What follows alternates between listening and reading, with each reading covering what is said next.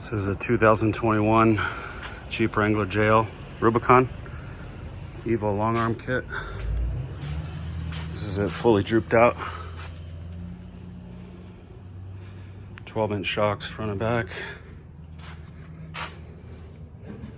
This shows you how far that axle swings forward if you look at that bump stop. There's the front there. Same thing. Axle sweeps backwards at droop and forwards on compression. Give you a sense of what she looks like. It's got mad down travel. Look at that. Driver's side comes down a hair more. Check this out. Look how far over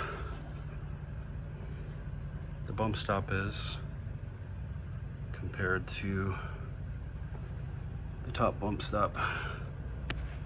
Yeah, way off.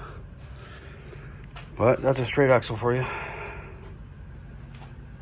It's got some nice droop out fender clearance.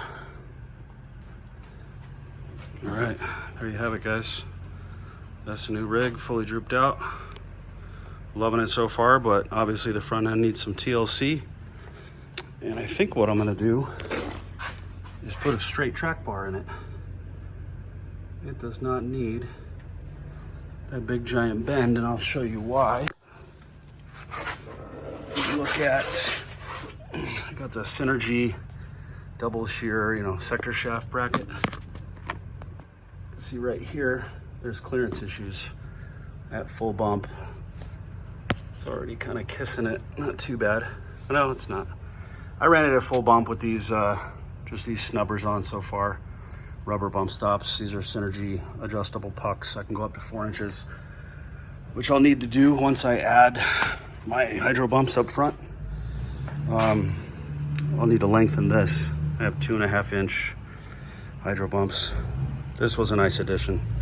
I think really made a difference. Tightened up the front end a little bit. I have the sway bar disconnected right now because I bought Clayton adjustable links. So I have to set that up too.